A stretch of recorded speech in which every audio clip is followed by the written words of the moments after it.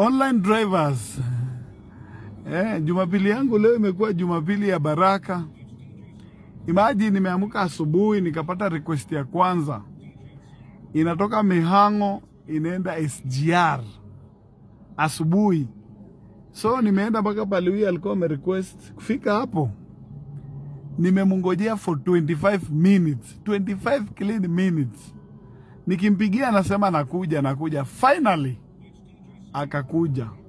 Kutoka Mihango mpaka SGR ilikuwa inalipisha 970. So venye amefika nikamwambia madam, hiyo kindly na request twende offline kwa sababu hiyo pesa napata ni kidogo, alafu pia utaniongezea so moja ya parking. Unipatie 1050. Huyo madam amekubali. Tumetoka hapo mbio tumeelekea SGR. Kwenda kufika, guess what? Amefika kama washafunga, hakuna kuingia, lakini SGR yenyewe ikukuwa imetoka. Train ikukuwa imetoka. So kuna msee hapa ametuambia kama mnataka kukachap nayo endeni Athi River mtaipata. Mtafika hapo mpatane nayo. Huyo madam nikamuuliza, "Twende?" Amesema, twende."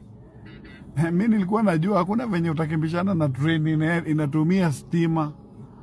Si nikatoka na nataka pesa, ndafanya aje? Si mimi nikanyamaza, nikachomoka mapema. Ndio huyo mimi. Kwenda kufika Athi River pia huko imefungwa. Train ishafika, hata imebeba inataka kutoka. Huyo madam tena tukaagree na yeye, akaniambia sasa pale imebaki hii nitabidi niende na basi. So nirudishe tao. Kutoka Mihango mpaka SGR 1050. Kutoka SGR mpaka Athi River 1000. Hiyo ni 2050. Kutoka Athi River mpaka Tao 1500. Hiyo ni 35 offline. Sasa nangoje tu offline moja ya kutoka Tao mpaka Thika, alafu nitoke Thika tena mpaka Ruaka, alafu nitoke Ruaka mpaka Rongai, alafu nitoke Rongai mpaka home. Hiyo siku imeisha hivyo.